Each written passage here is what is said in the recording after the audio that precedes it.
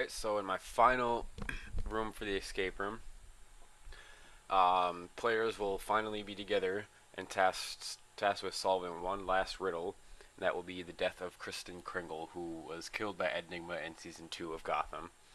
So this room will be much larger than the rooms each player had to escape from. It will somewhat represent the GCPD, just not quite as big. Um, each player will enter through different doors. When they first enter the GCPD, players may or may not notice a five-letter lock on the main door of the GCPD. So from there, they will assume that they will need to be finding five letters somewhere in the room with the riddles to unlock the door. Once each player reaches the final room, the riddle will be revealed by the Riddler himself, well, his voice. So listen carefully. The first part of the riddle is as follows. I hid her body while you were catching some Z's. You'll need a helping hand, so look for her initials down at the GCPD. After looking around the room, the players should notice a hand in the vending machine in the slot under KK, which is Kristen Kringle, her initials. Um, there were Once they dispense the hand out of the vending machine, they notice they'll notice a folded piece of paper attached to the hand with the next part of the riddle written on it. And that says, I'm tired of hiding and want to be free. To locate her body, find the two things missing from me.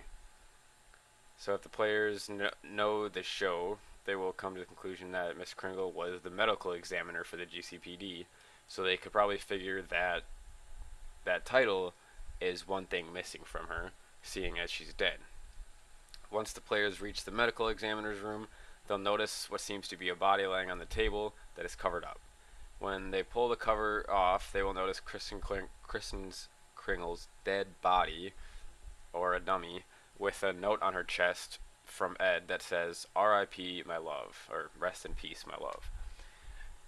Because we all know Ed was actually very falling head over heels for her and kind of killed her by accident in a way. So the players may be confused at this point on how to get out.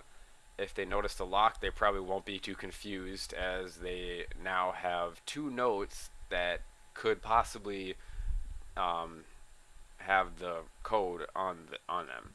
So if they put them together in a certain way that would make sense, they would come to the conclusion that the code is probably going to be R.I.P. KK. Rest in peace, Kristen Kringle. And that is my final room. Hope they would have fun in here. I think I would. It sounds like a pretty good idea for an escape room to me.